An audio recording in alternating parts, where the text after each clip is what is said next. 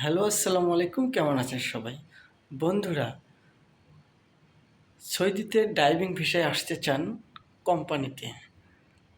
আসতে পারবেন ভাই ডাইভিং ভিসা যদি আসেন আপনার ডাইভিং অভিজ্ঞতা থাকতে হবে মিনিমাম ২-৩ বছরের।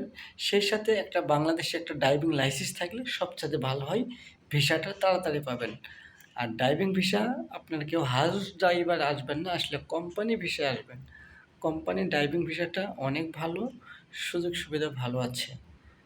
আর নতুন অবস্থায় যদি আপনি ড্রাইভিং ভিসা আসেন, আপনাকে আসার সাথে সাথে কিন্তু গাড়ি দিবে না। মিনিমাম ২-৩ মাস আপনার ট্রেনিং হবে, রাস্তাঘাট চিনবেন, আপনি আকামা করে দিবে, লাইসেন্স করে দিবে, আপনার সম্পূর্ণ কাজ কোম্পানি করে দিবে।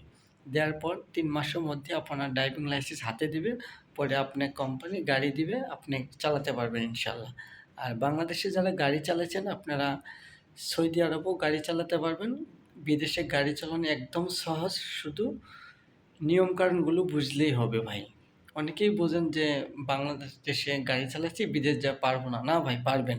কারণ আমাদের অনেক বাঙালি বিদেশের গাড়ি চালায় ভাই। দামি দামি গাড়ি ভাই। একটা গাড়ি ১,০০,০০,০০০ টাকা উপরে। এইসব গাড়ি বাঙালিরা চালায়। আর আমরা প্রবাসীরা কিন্তু বাজারে যাই প্রাইভেট কার নিয়ে।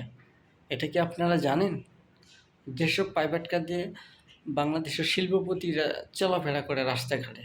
আর ওইসব গাড়িতে আমরা প্রবাসীরা হাট বাজারে যাই, ঘুরতে যাই, বাজারে যাই। এই দেশে গাড়ির দাম একবারই কম। মাত্র ৪,০০,০০০ ৫,০০,০০০ টাকা হলে ভালো, ভালো প্রাইভেট কার পাবেন ভাই। এইজন্য ভালো ভিসা আসবেন, লাইসেন্স থাকবে, নিজেই গাড়ি কিনতে পারবেন। কোনো সমস্যা হবে না আশা করি।